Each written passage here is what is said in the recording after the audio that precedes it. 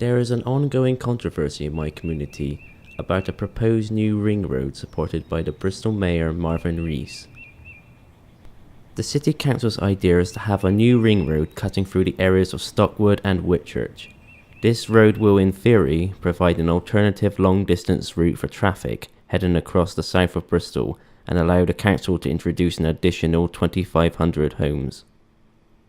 However, this will cause many problems, including deforestation, pollution and traffic congestion, which will change the south of Bristol forever.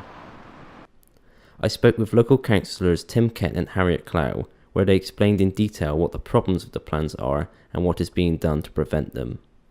The documents produced by the council recognise that it will have a major negative impact on this community. So what we need to now do is get across to them. If that's the case, we shouldn't be spending £150 million of public money to make an area worse. There's no logic to that. Yes, because what we're talking about is tens of thousands of extra car movements past. We've got a large primary school there. There's another one slightly further back along the road. It's a very residential area. We've got traffic calming measures because we've needed them to avoid boy races. What's that going to do with thousands of extra vehicles moving across them? The key thing is these plans are not yet set in stone. These plans have not actually been passed by anybody. They are still proposals, so there are still some key votes to happen at the various councils involved. And we've got between now and then to win the argument. Local residents have got together. They've formed an action group.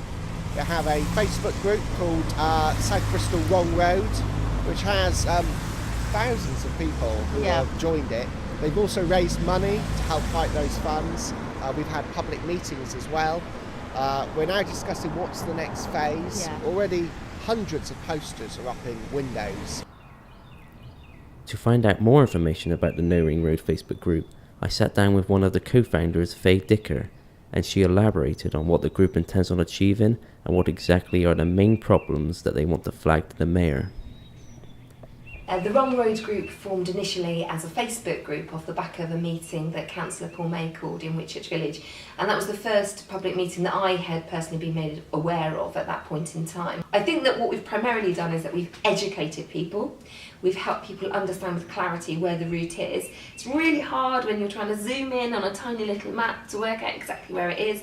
Lots of people were saying, surely not, surely it can't be Mags Lane, Whitchurch Lane, whereabouts? So by actually filming the route that we've seen on the plans has really given clarity to people. It's opened people's eyes to the enormity of the problem if this route goes ahead, and we've hopefully given people a voice. We've made it really easy for people to make themselves heard, and you've got to remember it's a power by numbers. The more of us that speak up, the bigger impact we will have. On January 17th, 2019, the group organised a meeting where the Mayor was confronted with 300 angry residents. They were able to question his ideas and he was able to defend his positions. Growth is coming. Whichever way we cut it up, there are going to be more people coming here, and there are going to be developers looking at this part of the world saying house prices are good there. If I build houses there, I can make a load of money. There's either going to be a framework through which we force them to work, or there's going to be no framework and it's going to be like the Wild West of development. You are taking traffic from a 4-lane dual carriageway, connected it to A38, A30 and the Western Road, major routes, through routes. You need a major route to join that, not a narrow residential road where people live and children go to school. I think what's quite clear from the emotion and the opinion today is that I don't think everyone is opposed to homes for people or even opposed to road or expansion of our city. It's an inevitable part of our city. But I think the real bottom line for everyone in this room is that the end point of this proposed road, Whitchurch Lane, is just clearly unsuitable, unworkable. So if we have to take this, which we may have to do, at least for the planners, look, that's not going to work. Let's find a better workable solution that people in this room will actually possibly support and maybe back. Change is inevitable, but there must be a negotiation between the residents and the City Council on what the best approach should be.